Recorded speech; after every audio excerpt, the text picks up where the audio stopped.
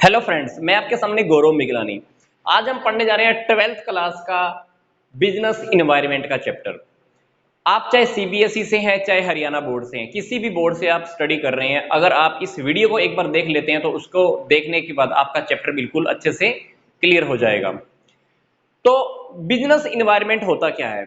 Simple सी बात, जो environment business को इफेक्ट करे, जो इन्वायरमेंट बिजनेस के आसपास का है, वो इन्वायरमेंट बिजनेस का इन्वायरमेंट। अगर मैं आपसे पूछूं कि आपके घर का इन्वायरमेंट क्या है, तो आपके घर के आसपास का माहौल, आपके घर के आसपास का पड़ोस, आपके घर के आसपास पार्क, मंदिर, जो भी है, दैट इज द आपके घर का इन्वायरमेंट, आसपास का इन्वायरमेंट, घर के अंदर का भी इन्वायरमेंट। वो मैं ओवरऑल बात जो करूंगा वो उस इन्वायरमेंट की बात है। मतलब मैं घर के अगर इन्वायरमेंट की बात करूं तो घर के अंदर का भी इन्वायरमेंट और घर के बाहर का भी इन्वायरमेंट। इसी तरह से बिजनेस इन्वायरमेंट के अंदर, बिजनेस के अंदर के इन्वायरमेंट और बिजनेस के बाहर के इन्वायरमेंट, उन सभी जितने भी फैक्टर्स हैं, सभी को अगर मैं टोटल कर दूं, those all factors are called business environment. वो सभी फैक्टर्स जो बिजनेस को इफेक्ट करते हैं, हम उसको बोलते हैं बिजनेस इन्वायरमेंट। सिंपल सी बात, sum total of the factors, जितने भी फैक्टर हैं उन सभी को अगर हम टोटल कर दें, उसको हम बोलते हैं बिजनेस इन्वायरमेंट। ये वो फैक्टर होते हैं जो बिजनेस को इफेक्ट करते हैं, पर स्पेशली हम जो इस चैप्टर के अंदर फोकस कर रहे हैं, हम उन टॉपिक्स के ऊपर ज्यादा फोकस करने जा रहे हैं जिसके ऊपर, जिस फैक्टर्स के ऊपर बिजनेस का कंट्रोल ही नहीं होता है, हम उसके ऊपर उस टॉपिक पे बहुत ज्यादा फोकस करने वाले हैं। Those factors are called the business environment. और ये फैक्टर्स बिजनेस के कंट्रोल के बिल्कुल बाहर होते हैं। इन फैक्टर्स के अकॉर्डिंग बल्कि बिजनेस को खुद चेंज होना पड़ता है। अगर बिजनेस इन फैक्टर्स के अकॉर्डिंग अगर खुद को चेंज नहीं करता है तो वो बिजनेस में से बाहर हो जाता है, वो बिजनेस चला ही नहीं पाता, या बिजनेस डूब जाता है, या हमारा बिजनेस लॉस में जाने लगता है। तो बिजनेस इन्वायरमेंट को हम स्टडी क्यों करते हैं? बिजनेस इन्वायरमेंट को हम स्टडी इसलिए करते हैं क्योंकि इसकी स्टडी से एक बिजनेस को ये पता लग पाता है कि मेरे बिजनेस में आने वाले समय में मेरे सामने कौन कौन सी प्रॉब्लम्स आने वाली है, कौन सी थ्रेट्स, कौन सी चुनौतियां आने वाली हैं। इसी के साथ साथ बिजनेस इन्वायरमेंट की स्टडी करने से मुझे यह भी पता लग जाता है कि मेरे लिए मार्केट के अंदर कौन कौन सी नए नए अवसर हैं, कौन कौन सी अपॉर्चुनिटीज हैं, मैं अपने रिसोर्सेज का कैसे और अच्छे से यूज कर पाता हूं। तो अल्टीमेटली बिजनेस इन्वायरमेंट क्या है? सभी फैक्टर से मिला हुआ है जो बिजनेस को इन्फ्लुएंस करते हैं। इसकी हेल्प से मैनेजमेंट अच्छे अच्छे डिसीजन ले पाती है। मैनेजमेंट को यह पता लग जाता है कि मेरे सामने कौन कौन सी चुनौतियां आने वाली हैं, कौन कौन सी प्रॉब्लम मेरे सामने आने वाली है, उस प्रॉब्लम्स को, उन थ्रेट्स को मुझे अपॉर्चुनिटीज के अंदर, अवसरों में कैसे बदलना है। अब बात करते हैं कि बिजनेस इन्वायरमेंट के क्या फीचर्स होते हैं। सिंपल सी बात, ये बात मैं आपको पहले भी बता चुका हूं। फीचर्स की अगर हम बात करें तो बिजनेस इन्वायरमेंट का सबसे पहला फीचर वो यही है कि इसमें सारे के सारे एक्सटर्नल फैक्टर्स का टोटलिंग अगर हम बात कर रहे हैं, तो सारे फैक्टर्स को अगर मैं टोटल कर देता हूं तो ये बिजनेस इन्वायरमेंट का सबसे पहला फीचर है। दूसरी फीचर की अगर मैं बात करूं तो इसमें कुछ स्पेसिफिक फैक्टर्स भी होते हैं और कुछ जनरल फैक्टर्स भी होते हैं। स्पेसिफिक फैक्टर के अकॉर्डिंग तो हम अपने आप को उठा लेते हैं, कुछ जनरल फैक्टर होते हैं जो सभी सारे बिजनेस को बराबर बराबर इफेक्ट करते हैं। क्योंकि अगर मान लो पॉलिटिकल चेंज होता है, पॉलिटिकल चेंजेस होने की वजह से ऐसा तो नहीं है ना कि सिर्फ एक ही बिजनेस इफेक्ट होगा। पॉलिटिकल चेंज हुआ, राजनीतिक चेंज हुए, सरकार बदल गई, तो सरकार के बदलने से सारे के सारे बिजनेस एक साथ इफेक्ट होने वाले हैं। इसलिए इन फैक्टर को हम बोलते हैं जनरल फैक्टर, इन फैक्टर्स को हम बोलते हैं स्पेसिफिक फैक्टर। तीसरी बात आती है कोरिलेटेड। बिजनेस एनवायरनमेंट के अंदर जितने भी फैक्टर होते हैं वो सारे एक दूसरे से जुड़े हुए होते हैं, क्योंकि एक फैक्टर की वजह से दूसरे फैक्टर के अंदर भी चेंजेस आ जाता है। फॉर एग्जांपल, पॉलिटिकल में चेंज आया तो हो सकता है कि मुझे अपनी बिजनेस की पॉलिसी चेंज करनी पड़े, हो सकता है कि सोसाइटी में कुछ चेंज आया, हो सकता है कि मेरे को अपने बिजनेस के ऑब्जेक्टिव चेंज करने पड़े। तो ये जो फैक्टर होते हैं ये रियलिटी में एक दूसरे के साथ जुड़े हुए होते हैं, को रिलेटेड होते हैं। चौथी बात आती है dynamic change, dynamic nature. Business के अंदर जो भी हम फैक्टर स्टडी करेंगे इन्वायरमेंट के, वो फैक्टर ऐसे नहीं है कि मैंने आज स्टडी कर ली, आज डिसीजन ले लिया, वो फैक्टर कल की डेट में बदल नहीं सकता है। बिजनेस इन्वायरमेंट को मेरे को बार बार स्टडी करना पड़ता है, बाहर की इन्वायरमेंट को बार बार चेक करना पड़ता है क्या क्या चेंजेस आ रहे हैं। तो ये बिजनेस का जो इन्वायरमेंट होता है, आसपास की जो फैक्टर होते हैं, ये बदलते रहते हैं। तो हमको बदलते हुए सिस्टम के अकॉर्डिंग अगर चलना है तो हमको बिजनेस एनवायरनमेंट को बार बार स्टडी करना होता है। पांचवी बात आती है अनसर्टेनिटी। जो हमारे बिजनेस एनवायरनमेंट के जो फैक्टर होते हैं वो हम स्टडी तो कर लेते हैं, पर ये भी हमको जो रिजल्ट देते हैं वो अनसर्टेनिटी होती है, निश्चित बने रहते हैं। हमको नहीं पता कि नियर फ्यूचर में क्या होने वाला है। अगर आप नियर फ्यूचर को फिर भी अच्छे से, अगर बहुत कम लेवल तक लॉस लेना चाहते हो, अगर आपने रिस्क को बहुत कम करना चाहते हो, तो आपको बिजनेस एनवायरनमेंट को अच्छे से स्टडी कर लेना चाहिए। छठी बात है कॉम्प्लेक्सिटी।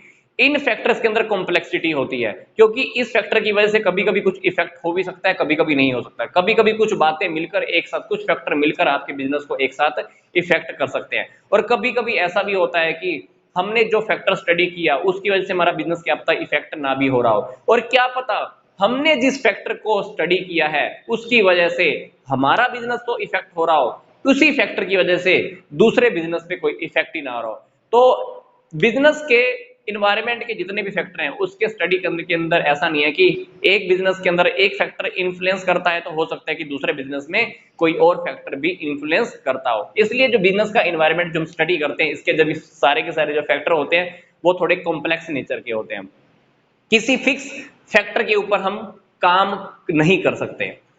अगली बात आती है इंपॉर्टेंस की। हम बिजनेस एनवायरनमेंट की इंपॉर्टेंस क्यों लेकर चलते हैं?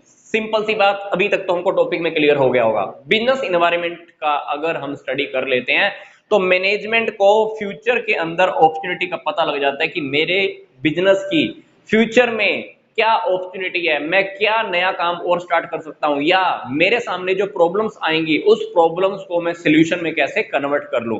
तो अपॉर्चुनिटीज और थ्रेट का पता चल जाता है। फोरकास्टिंग, फ्यूचर की आप भविष्यवाणी कर सकते हो, भविष्य में होने वाले आप प्रॉफिट को भी पता लगा सकते हो, क्योंकि अगर आपने बिजनेस एनवायरनमेंट को अगर स्टडी कर लिया, फॉर एग्जांपल आपको पता है कि सरकार बदलने वाली है, ये सरकार आएगी तो ये पॉलिसी लेके आने वाली है, तो इसकी वजह से आप फोरकास्ट भी कर सकते हो, मतलब आप अपने बिजनेस का फ्यूचर, अपने बिजनेस के प्रॉफिट को भी प्रेडिक्ट कर सकते हो। अगली बात आती है प्लानिंग। बिजनेस एनवायरनमेंट को स्टडी करने के बाद आप अपने बिजनेस की फ्यूचर के लिए प्लानिंग भी बहुत अच्छे से कर सकते हो। नया प्रोडक्ट बनाना है, प्रॉफिट ज्यादा कमाना है, या सेल ज्यादा करनी है, या एडवर्टाइजमेंट ज्यादा करनी पड़ेगी, तो सभी प्रकार की प्लानिंग आप अच्छे से कर सकते हो। और इस बिजनेस एनवायरनमेंट के बेस पर चौथा पॉइंट, आप डिसीजन भी ले सकते हो। अपनी मान लो आपने पॉलिसी चेंज करनी है तो पॉलिसी चेंज करने का डिसीजन भी आप अच्छे से ले सकते हो। पांचवी बात आती है कि टैपिंग रिसोर्सेज। काफी सारे रिसोर्सेज आपके साथ, आपके पास, आपके आसपास भी होते हैं। अगर आपने उसका अच्छे से यूज करना है तो पहले आपको बिजनेस एनवायरनमेंट का पता होना चाहिए, क्योंकि बिजनेस एनवायरनमेंट की स्टडी करने से आपको यह पता लग जाता है कि मेरे बिजनेस की क्या अपॉर्चुनिटीज हैं, मैं क्या नया काम अब और भी स्टार्ट कर सकता हूं। तो उसके बिहाफ पर आप अपने रिसोर्सेज का अच्छे से यूज कर पाओगे। अगर आपके पास फालतू पैसा पड़ा हुआ है, आपको पता लग गया, मान लीजिए कि मेरे बिजनेस की ये अपॉर्चुनिटी और है, मैं यहाँ पे एक काम और भी स्टार्ट कर सकता हूँ, आपके पास रिसोर्सेज अच्छे हैं, रिसोर्सेज आपके पास पड़ा है, पैसा आपके पास पड़ा है, तो उस पैसे का भी आप अच्छे से यूटिलाइज कर पाते हैं। छठी बात आती है परफॉर्मेंस। बिजनेस एनवायरनमेंट को ही स्टडी करके आप अपने बिजनेस की परफॉर्मेंस को इंक्रीज कर सकते हो, अदरवाइज बिजनेस कभी भी मार्केट के अंदर आपका टिक ही नहीं पाएगा। तो इन्वायरमेंट का अगर आपने कोई स्टडी कर लिया तो आपके बिजनेस की परफॉर्मेंस पहले से और ज्यादा इंक्रीज हो जाती है। अब हम बात करते हैं कि बिजनेस इन्वायरमेंट के कौन से कंपोनेंट हैं। सिंपल सी बात, internal environment, external environment. Internal environment के अंदर हमारी ये टॉपिक आते हैं। एक्सटर्नल इन्वायरमेंट को दो पार्ट में डिवाइड किया गया है, micro and the macro environment. तो पहले हम बात कर लेते हैं इंटरनल इन्वायरमेंट। इंटरनल इन्वायरमेंट मतलब वो इन्वायरमेंट जो एक बिजनेस के अंदर का होता है। बिजनेस के खुद के ऑब्जेक्टिव हमारे हक में होते हैं, हम कभी चेंज कर लें, कभी भी नई पॉलिसी बना लें, कुछ भी बना ले, तो ये सारे के सारे जो फैक्टर हैं एक बिजनेस के 100% कंट्रोल में होते हैं। फॉर एग्जांपल ऑब्जेक्टिव, बिजनेस की policies, management information system, organisation का स्ट्रक्चर। ऑर्गेनाइजेशन का स्ट्रक्चर क्या, एक तो होता है फॉर्मल स्ट्रक्चर। फॉर्मल स्ट्रक्चर में क्या होता है, हम स्टेप बाय स्टेप इंफॉर्मेशन ऊपर तक भेजते हैं, that is a formal structure. Informal structure के अंदर क्या है, कोई भी किसी से कहीं पे भी जाके बात कर लेता है, किसी में कोई भेदभाव नहीं, कौन बड़ा है कोई छोटा है। एक छोटा कर्मचारी सीधा जाकर मैनेजमेंट से बात कर लेता है, तो वो होता है इनफॉर्मेशनल इनफॉर्मल स्ट्रक्चर। तो बिजनेस का स्ट्रक्चर क्या है, ये भी इंटरनल की बातें हैं। प्रोडक्शन का मेथड क्या है, ये भी बिजनेस के अंदर की बात है। प्रोडक्शन की कैपेसिटी कितनी है, हम कितनी कैपेसिटी को बढ़ाना चाहते हैं, कितनी कैपेसिटी कम करना चाहते हैं, ये सारा का सारा इन्वायरमेंट बिजनेस के 100% कंट्रोल में होता है, आप इसको कंट्रोल कर सकते हो। अब बात आती है कि बिजनेस इन्वायरमेंट के कंपोनेंट का सेकंड जो पार्ट है वो ये है कि एक्सटर्नल इन्वायरमेंट कौन सा होता है। एक्सटर्नल इन्वायरमेंट का जो सबसे पहले जो हम स्टडी करने जा रहे हैं वो है हमारा माइक्रो इन्वायरमेंट। माइक्रो इन्वायरमेंट के ऊपर आपका ऐसा लगा लीजिए कि कुछ परसेंट कंट्रोल होता है और कुछ परसेंट कंट्रोल आपका नहीं होता है। फॉर एग्जाम्पल कस्टमर, मान लीजिए आपका बिजनेस में सिर्फ दो ही कस्टमर हैं, आपकी सप्लाई सिर्फ दो ही लोगों को जाती है या दो पार्टीज को ही जाती है, किसी कारण से आपकी उन्हीं दोनों पार्टी के साथ बिगड़ जाती है, आप उनसे बिजनेस करना बंद कर देते हो या वो लोग आपसे सप्लाई लेना बंद कर देते हैं, तो क्या होगा, हमारा बिजनेस गड़बड़ हो जाएगा। तो बिजनेस के अंदर हमेशा हमको अपने कस्टमर बहुत ज्यादा रखने चाहिए, क्योंकि समस्या के टाइम पे, प्रॉब्लम के टाइम पे वही कस्टमर ही हमारे काम आते हैं, क्योंकि कस्टमर को हमको ही सप्लाई करनी होती है। इसलिए कस्टमर्स के ऊपर स्टडी करना हमको बहुत जरूरी होता है, कस्टमर से रेगुलर हमको फीडबैक लेते रहना चाहिए, इसलिए ये भी हमको स्टडी करना चाहिए। और दूसरी बात मैं आपको फिर से बोल रहा हूँ, कस्टमर हमारे हमेशा ज्यादा होने चाहिए, क्योंकि मान लो दो चार कस्टमर हमसे रूठ जाते हैं, बिखर जाते हैं, नहीं आते हैं, सप्लाई नहीं लेते हैं या उनको कहीं से और से सस्ता पड़ रहा है, तो इसलिए कस्टमर हमको बहुत ज्यादा रखने चाहिए। दूसरी बात सप्लायर, सप्लायर के ऊपर भी सेम बात आपकी अप्लाई होती है। मान लो आपके सप्लायर, हमारे पास कच्चा माल मान लो दो जगह से आता है और किसी वजह से मान लो वहां पर स्ट्राइक हो गई, उस जगह से मान लो हमारा कच्चा माल नहीं आ पाता है, हमारे पास कच्चा माल नहीं आ पाएगा, फैक्ट्री के अंदर क्या हमारा प्रोडक्शन ही रुक जाएगा, हमारा प्रोडक्शन बिल्कुल रुक जाएगा, इसलिए सप्लायर भी हमारे ज्यादा होने चाहिए।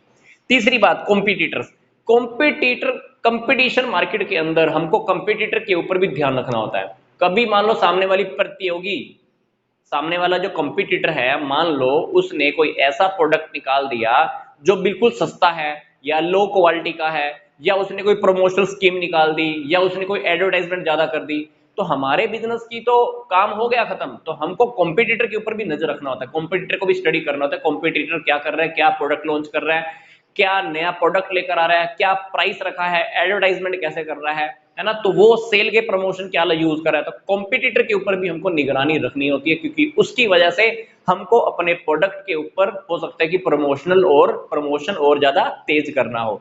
पांचवी चौथी बात आती है पब्लिक। देखो पब्लिक एक बिजनेस से क्या चाहती है, पब्लिक एक बिजनेस से चाहती है कि हम उसको नौकरियां दें।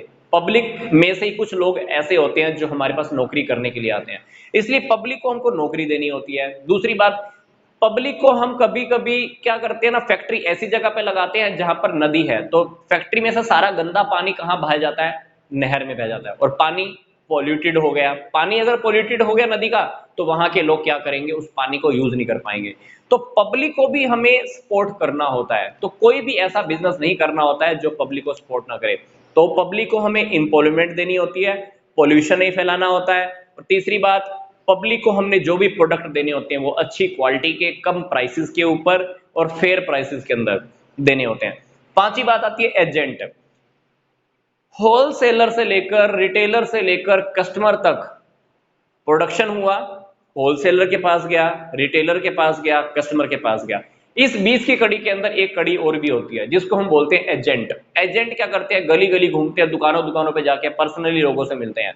तो हमारे एजेंट भी बहुत सारे होने चाहिए, क्योंकि अगर किसी वजह से हमारी एजेंट के साथ बिगड़ गई या हमारा एजेंट हमारी कंपनी को छोड़कर किसी और कंपनी में चला जाता है, तो हमारे लिए बहुत बड़ी समस्या खड़ी हो जाती है। तो एजेंट भी आपको बहुत ज्यादा मात्रा में रखने चाहिए, वो बिजनेस के हिसाब से। तो ये हुआ हमारा माइक्रो इन्वायरमेंट। इंटरनल इन्वायरमेंट पे हमारा कंट्रोल 100%, इस इन्वायरमेंट पे हमारा कंट्रोल कुछ हद तक होता है और कुछ हद तक हमारे आउट ऑफ कंट्रोल होता है। फॉर एग्जांपल एजेंट की बात कर रहे हैं, एजेंट अगर किसी मजबूरी वश हमारी कंपनी को छोड़ के चला जाता है तो हम कर भी क्या सकते हैं, बट फिर भी हम उसको कंट्रोल करना चाहते थे, कंट्रोल जहां तक कर सकते थे किया, नहीं कर सकते तो नहीं किया, नहीं किया। तो ये इन्वायरमेंट वो इन्वायरमेंट है जो कुछ हद तक हम कंट्रोल कर सकते हैं और कुछ हद तक कंट्रोल नहीं कर सकते हैं। अब बात करते हैं मैक्रो इन्वायरमेंट की। मैक्रो इन्वायरमेंट वो इन्वायरमेंट होता है जो एक बिजनेस के बिल्कुल आउट ऑफ कंट्रोल होता है। For example economic environment. Economic environment के अंदर क्या, इकोनॉमिक पॉलिसीज, इकोनॉमिक सिस्टम। एक कंट्री की जो इकोनॉमिक पॉलिसी होती है वो अलग अलग होती है। मान लो अपनी कंपनी की टैक्स पॉलिसी अलग है, excise policy, custom duty policy, tax की लगाने की पॉलिसी, कहाँ माल बेचना है, इतना एक्सपोर्ट करना है, इतना इंपोर्ट करना है, ये कम एक कंट्री के इकोनॉमिक सिस्टम के ऊपर डिपेंड करता है। और वो इकोनॉमिक इन्वायरमेंट हमको, हर किसी को, हर कंपनी को, हर फर्म को मानना पड़ता है। हमारी वजह से वो नहीं बदल सकता, हमारी वजह से हमारी कंट्री नहीं बदल सकती, पर कंट्री की वजह से हमको अपना बिजनेस चेंज करना पड़ता है, क्योंकि हमको पॉलिसी माननी पड़ती है। जो टैक्स की पॉलिसी मान लो गवर्नमेंट ने अप्लाई की है, उस पॉलिसी के अकॉर्डिंग हमको चलना ही पड़ता है। तो इकोनॉमिक एनवायरनमेंट 100% हमको इफेक्ट करता है। अगर आपको लॉन्ग रन में लंबे समय तक बिजनेस चलाना है तो इकोनॉमिक इन्वायरमेंट के अकॉर्डिंग हमको खुद को बदलना पड़ता है। इसलिए ये इन्वायरमेंट हम बोलते हैं बार बार कि ये हमारे आउट ऑफ कंट्रोल होता है, क्योंकि हम इसको कंट्रोल नहीं कर सकते, बल्कि ये सारा इन्वायरमेंट एक बिजनेस को कंट्रोल करता है। अगली बात आती है पॉलिटिकल इन्वायरमेंट। पॉलिटिकल इन्वायरमेंट के अंदर लगा लीजिए कि सरकार जब चेंज होती है तो कुछ ना कुछ गड़बड़ होती रहती है। बहुत टाइम पहले 1977 में गवर्नमेंट की वजह से कुछ ऐसी पॉलिसीज या कुछ ऐसी प्रॉब्लम्स भी खड़ी हुई थी, जिस वजह से बाहर की फॉरेन की मल्टीनेशनल कंपनीज ने भारत के अंदर, इंडिया के अंदर एंटर करने से भी मना कर दिया था। और कुछ कंपनीज, मल्टीनेशनल कंपनीज इंडिया को छोड़कर भी चली गई थी, उन्होंने अपना बिजनेस भी शिफ्ट कर दिया था। तो पॉलिटिकल इन्वायरमेंट भी बहुत ज्यादा इफेक्ट करता है। इसलिए एक बिजनेस को पॉलिटिकल इन्वायरमेंट को भी स्टडी करते रहना चाहिए, क्या पॉलिटिकल चेंज होने वाले हैं, क्योंकि हम पॉलिटिक्स को तो नहीं चेंज कर सकते, पर पॉलिटिक्स कहीं ना कहीं हमको चेंज जरूर कर देती है। तीसरी बात आती है सोशल इन्वायरमेंट। सोशल इन्वायरमेंट के अंदर क्या आएगा? फैशन, कोई नया ट्रेंड आ गया। पहले शर्ट शर्ट कोई और डिजाइन की बन रही थी, आप कोई और डिजाइन बना रहे हो अभी, तो सोसाइटी के अकॉर्डिंग, समाज के अकॉर्डिंग आपको उस फैशन के अकॉर्डिंग चलना पड़ेगा। क्योंकि आप पुरानी अगर फैशन को लगाते रहोगे, पुराने वाला ट्रेंड यूज करते रहोगे, तो आप सोसाइटी से बाहर हो जाओगे, क्योंकि लोग आपका प्रोडक्ट ही नहीं खरीदने वाले। इसलिए सोशल के अकॉर्डिंग, समाज के अकॉर्डिंग हमको चलना पड़ता है। फिर चौथी बात आती है टेक्नोलॉजी। टेक्नोलॉजी अगर तो बहुत चेंज हो रही है, आपको पता है नए नए स्मार्टफोन आ रहे हैं। पहले टेलीफोन होता था, टेलीफोन की जगह मोबाइल ने ले लिया। टेलीविजन की जगह किसने ले ली? एलईडी ने, एलसीडी ने, है ना। एनालॉग वॉच की जगह डिजिटल वॉच, टाइपराइटर की जगह कंप्यूटर आ गए। अब कंप्यूटर की जगह किसने ले ली? लैपटॉप ने ले ली। तो एक बिजनेस को टेक्नोलॉजी के चेंज होने के साथ साथ उस टेक्नोलॉजी के साथ अपग्रेड होना पड़ता है। अगर आप टेक्नोलॉजी के साथ अपग्रेड नहीं होगे तो इस बिजनेस में से, इस मार्केट में से आप बाहर हो जाओगे। तो टेक्नोलॉजी आपको चेंज कर सकती है, पर आप टेक्नोलॉजी को चेंज नहीं कर पाओगे भी। तो अगर बाहर टेक्नोलॉजी चेंज हो गई है तो आपको टेक्नोलॉजी के अकॉर्डिंग चेंज होना पड़ेगा, अगर आपको बिजनेस चलाना है तो। फिर पांचवी बात आती है लीगल इन्वायरमेंट। लीगल इन्वायरमेंट के अंदर मान लो हमारी कंट्री की पॉलिसी है या हमारी कंपनी का रूल है कि यहाँ पे आपको फलानी फलानी चीजों के ऊपर टैक्स नहीं लगेगा, या आपको यहाँ पर इंडिया के अंदर आपको बिजनेस करने के लिए ये लाइसेंस लेने का जरूरत नहीं है। पर मान लो आपको आउट ऑफ कंट्री कहीं जाना है, वहां का लीगल इन्वायरमेंट अलग होता है, वहां की गवर्नमेंट की पॉलिसीज, वहां का लीगल इन्वायरमेंट, वहां की लाइसेंस लेने की प्रक्रिया, प्रोसेस अलग है। तो जहां पर जैसा लीगल इन्वायरमेंट है आपको वैसे ही करना पड़ेगा। इंडिया में लीगल इन्वायरमेंट अलग है, बाहर का कानून अलग है। तो अगर आप कानून के अकॉर्डिंग चलते हो तो बिजनेस में टिक पाते हो। अगर आप कानून की अवहेलना करते हो, सरकार के बनाए हुए कानून के अकॉर्डिंग, लीगल इन्वायरमेंट के अकॉर्डिंग अगर आप नहीं चलते हो तो आपको बिजनेस में से, मार्केट में से बाहर कर दिया जाता है और लोग आपके प्रोडक्ट को पसंद भी नहीं करते हैं। तो ये था हमारा बिजनेस इन्वायरमेंट का फर्स्ट वीडियो। क्या पढ़ा? इन्वायरमेंट क्या होता है, फीचर्स क्या होते हैं, इंपॉर्टेंस क्या होते हैं। इंटरनल फैक्टर्स पे हमारा पूरा 100% कंट्रोल होता है। इस पे लगा लीजिए 50% कंट्रोल होता है, 50% कंट्रोल नहीं होता है। इन फैक्टर्स के ऊपर हमारा बिल्कुल भी कंट्रोल नहीं होता है, ये हमारी कंट्रोल से बिल्कुल बाहर होते हैं। नेक्स्ट वीडियो में हम क्या देखने वाले हैं? इकोनॉमिक पॉलिसी 1991, प्राइवेटाइजेशन, ग्लोबलाइजेशन, और तीसरा हम देखेंगे लिबरलाइजेशन, उदारीकरण, वैश्वीकरण और निजीकरण। तो नेक्स्ट वीडियो आप देखना मत भूलिएगा। तो आई होप ये वीडियो आपको अच्छा लगा होगा। तो नेक्स्ट वीडियो में हम फिर से मिलते हैं।